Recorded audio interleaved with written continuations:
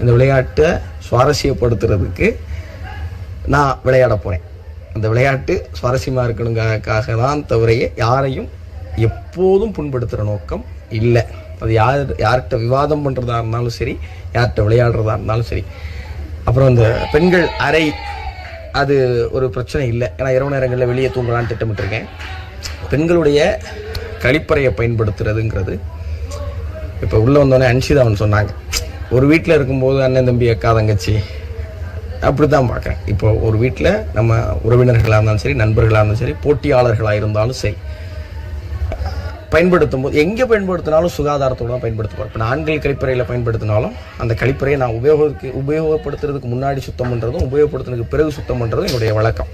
அதே போல் பெண்கள் அறையில் இருக்கிற கழிப்பறையை நான் பயன்படுத்தினாலும் உபயோகத்துக்கு முன்னாடியும் பின்னாடியும் சுகாதாரத்தோடு சுத்தப்படுத்தி பயன்படுத்த என்னுடைய வழக்கங்கிறனால என்னால் எந்த சுகாதார கேடு வராதுங்கிறத நான் தெளிவாக சொல்லிக்கிறேன். நன்றி. நான் நல்லா பண்ணுறனோ இல்லையோ, ஆனால் நீ நல்லா பண்ணுற.